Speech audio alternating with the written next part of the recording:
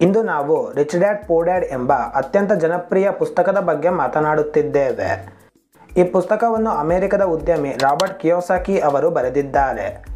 ಈ ಪುಸ್ತಕ ಮೊದಲು 1997ರಲ್ಲಿ ಪ್ರಕಟವಾಯಿತು ಮತ್ತು ಇಲ್ಲಿಯವರೆಗೆ ಇದರ 3 ಕೋಟಿಗೂ ಹೆಚ್ಚು ಪ್ರತಿಗಳು ಮಾರಾಟವಾಗಿದೆ. ಈ ಪುಸ್ತಕ ತುಂಬ ಜನಪ್ರಿಯವಾಗಿದೆ ಏಕೆಂದರೆ ಇದು ಮಧ್ಯಮ ವರ್ಗದವರಿಗೆ ಅವರ ಚಿಕ್ಕ ವಯಸ್ಸಿನಲ್ಲಿ ಕಲಿಸದ ಹಣದ ಮೇಲಿನ ವಿಷಯವನ್ನು ತಿಳಿಸುತ್ತದೆ. ರಾಬರ್ಟ್ ಕಿಯೋಸಾಕಿ ಈ ಪುಸ್ತಕದಲ್ಲಿ 2 ತಂದೆಯ ಬಗ್ಗೆ ಮಾತನಾಡಿದ್ದಾರೆ. ಅದರಲ್ಲಿ ಒಬ್ಬರು ಇವರ ಸ್ವಂತ ತಂದೆ ಆಗಿದ್ದಾರೆ. ಅವರು PhD ಮಾಡಿದ್ದರು. ಈ ಪುಸ್ತಕದಲ್ಲಿ ಅವರು ಬಡ ತಂದೆ ಅಥವಾ ಪೂರ್ ಡ್ಯಾಡ್ ಆಗಿದ್ದಾರೆ.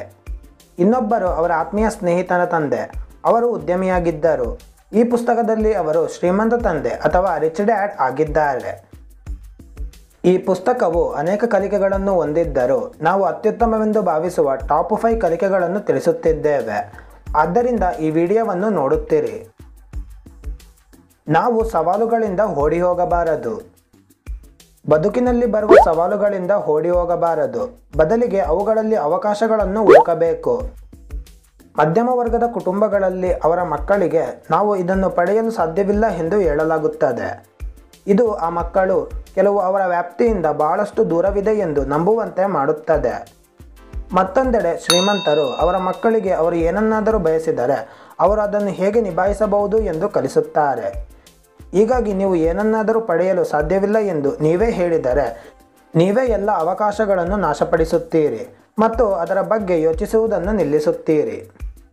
ನೀವು ಅದನ್ನು ಹೇಗೆ ನಿಭಾಯಿಸಬಹುದು ಎಂದು ಯೋಚಿಸಲು ಪ್ರಾರಂಭಿಸಿದರೆ ನಿಮ್ಮ ಮನಸ್ಸು ಸ್ವಯಂಚಾಲಿತವಾಗಿ ದಾರಿ ಮಾಡಿಕೊಳ್ಳಲು ಪ್ರಾರಂಭಿಸುತ್ತದೆ ಮತ್ತು ನಂತರ ನೀವೇ ಅವಕಾಶಗಳನ್ನು ಸೃಷ್ಟಿಸಿಕೊಳ್ಳುತ್ತೀರಿ ಮತ್ತು ಸಂಪತ್ತನ್ನು ಸಹ ಸೃಷ್ಟಿಸುತ್ತೀರಿ. ನಿಮ್ಮ ನೆಟ್ವರ್ತ್. ಈ ಪುಸ್ತಕದ 2ನೆಯ ಕಲಿಕೆ ನಿಮ್ಮ ನೆಟ್ವರ್ತ್ ಮತ್ತು ನೀವು ಎಷ್ಟು ಗಳಿಸುತ್ತೀರಿ ಎಂಬುದರ ಮೇಲಿದೆ. ರಾಬರ್ಟ್ ಕಿಯೋಸಾಕಿ ತನ್ನ ತಂದೆ PhD ಆಗಿದ್ದರೂ ತಿಂಗಳ ಅಂತ್ಯದ ವೇಳೆಗೆ ಅವರು ಹಣವನ್ನು ಹೊಂದಿರಲಿಲ್ಲ ಎಂದು ಹೇಳಿದ್ದರು. ಮತ್ತೊಂದೆಡೆ ಪುಸ್ತಕದಲ್ಲಿರುವ ಶ್ರೀಮಂತ ತಂದೆ ಪ್ರೌಢಶಾಲಾ ಪದವೀಧರರೂ ಅಲ್ಲ. ಅವರು ಆಸ್ತಿಯನ್ನು ಸಂಪಾದಿಸುವ ಮತ್ತು ಎಲ್ಲ ಮಾಹಿತಿಯನ್ನು ಉಳಿಸಿಕೊಳ್ಳುವತ್ತ ಗಮನ ಹರಿಸುತ್ತಿದ್ದರು. ನೀವು 1 ಲಕ್ಷ ಗಳಿಸಿ ಮತ್ತು ಕೇವಲ 5% ಉಳಿಸಿ ಉಳಿತಾಯ ಖಾತೆಯಲ್ಲಿ ಇರಿಸುತ್ತೀರಿ ಎಂದು ಊಹಿಸಿ. ಆದರೆ ನಿಮ್ಮ ಸ್ನೇಹಿತ 50,000 ಗಳಿಸುತ್ತಾನೆ ಮತ್ತು ಅದರಲ್ಲಿ 20ರಿಂದ 30ರಷ್ಟು ಉಳಿಸುತ್ತಾನೆ. ಅವನು ಉಳಿಸಿದ ಹಣವನ್ನು ಸ್ವಾಧೀನಪಡಿಸಿಕೊಳ್ಳಬಹುದಾದ ಆಸ್ತಿ ಅಂದರೆ ಆಸೆಟ್ಗೆ ಬಳಸುತ್ತಾನೆ. ಅದರಿಂದ ಅವನು ನಿಮಗಿಂತ ಹೆಚ್ಚಿನ ಸಂಪತ್ತನ್ನು ಗಳಿಸುವ ಸಾಮರ್ಥ್ಯವನ್ನು ಹೊಂದಿದ್ದಾನೆ. ನೀವು ಉಳಿತಾಯ ಮತ್ತು ಸ್ವಾಧೀನಪಡಿಸಿಕೊಳ್ಳುವತ್ತ ಗಮನಹರಿಸಬೇಕು. ಅಪಾಯಗಳನ್ನು ತೆಗೆದುಕೊಳ್ಳಿ. ಈ ಪುಸ್ತಕದ 3ನೆಯ ಕಲಿಕೆಯು ಅಪಾಯಗಳನ್ನು ತೆಗೆದುಕೊಳ್ಳುವುದಾಗಿದೆ. ಮಧ್ಯಮ ವರ್ಗದ ಕುಟುಂಬಗಳಲ್ಲಿ ಅವರ ಮಕ್ಕಳಿಗೆ ಅಪಾಯಗಳನ್ನು ತೆಗೆದುಕೊಳ್ಳದಂತೆ ತಿಳಿಸಲಾಗುತ್ತದೆ. ಅದರಲ್ಲೂ ವಿಶೇಷವಾಗಿ ಹಣದ ವಿಷಯಕ್ಕೆ ಸಂಬಂಧಿಸಿದ ಅಪಾಯಗಳಿಂದ ದೂರವಿರಲು ಪ್ರೋತ್ಸಾಹಿಸಲಾಗುತ್ತದೆ. ನೀವು ಅಪಾಯಗಳೊಂದಿಗೆ ಬದುಕಲು ಕಲಿಯಬೇಕು ಎಂದು ರಾಬರ್ಟ್ ಕಿಯೋಸಾಕಿ ಹೇಳುತ್ತಾರೆ. ಏಕೆಂದರೆ ನೀವು ಸಂಪತ್ತನ್ನು ಸೃಷ್ಟಿಸಲು ಬಯಸಿದರೆ ನೀವು ಲೆಕ್ಕ ಹಾಕಿದ ಅಪಾಯಗಳನ್ನು ತೆಗೆದುಕೊಳ್ಳಬೇಕಾಗುತ್ತದೆ. ನೀವು ಸಂಪತ್ತನ್ನು ಸಂಗ್ರಹಿಸಲು ಪ್ರಾರಂಭಿಸಿದಾಗ ಅಪಾಯಗಳನ್ನು ಹೇಗೆ ನಿರ್ವಹಿಸುವುದು ಎಂಬುದನ್ನು ಕಲಿಯುತ್ತೀರಿ. ಮಧ್ಯಮ ವರ್ಗದವರು ಅಪಾಯಗಳನ್ನು ತೆಗೆದುಕೊಳ್ಳಲು ಹೆದರುತ್ತಾರೆ ಏಕೆಂದರೆ ಅವರಿಗೆ ನಷ್ಟವನ್ನು ಭರಿಸುವ ಸಾಮರ್ಥ್ಯ ಇರುವುದಿಲ್ಲ. ಶ್ರೀಮಂತರು ತಪ್ಪುಗಳನ್ನು ಮಾಡಲು ಹೆದರುವುದಿಲ್ಲ, ಬದಲಿಗೆ ಕಲಿಯುತ್ತಾರೆ ಮತ್ತು ತಪ್ಪನ್ನು ಪುನರಾವರ್ತಿಸುವುದಿಲ್ಲ. ವೈಯಕ್ತಿಕ ಹಣಕಾಸು ಪರ್ಸನಲ್ ಫೈನಾನ್ಸ್. ಈ ಪುಸ್ತಕದ 4ನೆಯ ಕಲಿಕೆ ಎಂದರೆ ನಾವೆಲ್ಲರೂ ವೈಯಕ್ತಿಕ ಹಣಕಾಸಿನ ವಿಷಯದಲ್ಲಿ ಶಿಕ್ಷಣ ಪಡೆಯಬೇಕು. ರಾಬರ್ಟ್ ಕಿಯೋಸಾಕಿ ಪ್ರಕಾರ ನಾವು ವೈಯಕ್ತಿಕ ಹಣಕಾಸಿನ ಬಗ್ಗೆ ಈ 4 ವಿಷಯಗಳನ್ನು ತಿಳಿದಿರಬೇಕು. ಮೊದಲನೆಯದ್ದು ಮೂಲ ಲೆಕ್ಕಪತ್ರ ನಿರ್ವಹಣೆ.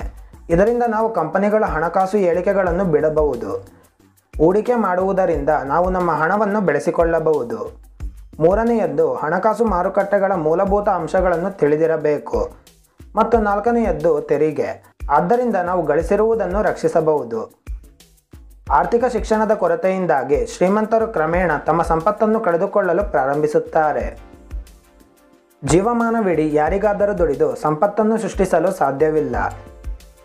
ಈ ಪುಸ್ತಕದ 5ನೇ ಕಲಿಕೆ ಎಂದರೆ ನೀವು ಯಾರೊಬ್ಬರಿಗೂ ಜೀವಿತಾವಧಿಯಲ್ಲಿ ಕೆಲಸ ಮಾಡಲು ಮತ್ತು ಸಂಪತ್ತನ್ನು ಸೃಷ್ಟಿಸಲು ಸಾಧ್ಯವಿಲ್ಲದೆಂಬುದಾಗಿದೆ.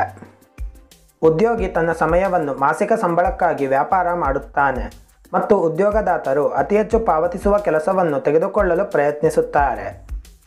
ರಿಚ್ ಡ್ಯಾಡ್ ಪೂರ್ ಡ್ಯಾಡ್ ಹೇಗೆ ಕೆಲಸದಲ್ಲಿ ತಮ್ಮ ಸಾಮರ್ಥ್ಯಕ್ಕಿಂತ ಕಡಿಮೆ ಗಳಿಸುತ್ತಾರೆ ಎಂದು ನಮಗೆ ಹೇಳುತ್ತದೆ.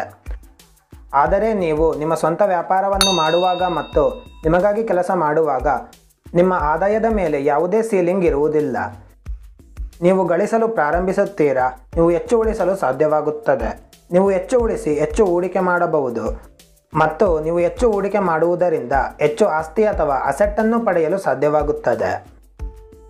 ರಿಚ್ ಡ್ಯಾಡ್ ಪೂರ್ ಡ್ಯಾಡ್ನ 5 ಪಾಠಗಳು ಇವುಗಳಾಗಿವೆ. ಇದರಲ್ಲಿ ನಾವು ತಿಳಿಸಿರುವುದು ನಿಮ್ಮ ಜೀವನಕ್ಕೆ ಈಗಲೇ ಅನ್ವಯವಾಗುತ್ತದೆ ಎನ್ನಲು ಸಾಧ್ಯವಿಲ್ಲ. ಎಲ್ಲದಕ್ಕೂ ಸರಿಯಾದ ಸಮಯವಿದೆ. ಇದಾಗಿತ್ತು ಫೈನಾನ್ಷಿಯಲ್ ಫ್ರೀಡಮ್ ಮೇಲಿನ ವಿಡಿಯೋ. ಈ ವಿಡಿಯೋಗೆ ಲೈಕ್ ನೀಡಿ, ಶೇರ್ ಮಾಡಿ ಮತ್ತು ನಮ್ಮ ಚಾನಲ್ಗೆ ಸಬ್ಸ್ಕ್ರೈಬ್ ಆಗಿ ಸಹಕರಿಸಿ. ಮತ್ತು ಫೈನಾನ್ಷಿಯಲ್ ಫ್ರೀಡಮ್ ಮೇಲೆ ಇನ್ನಷ್ಟು ತಿಳಿಯಲು ಇಲ್ಲಿ ಕ್ಲಿಕ್ ಮಾಡಿ.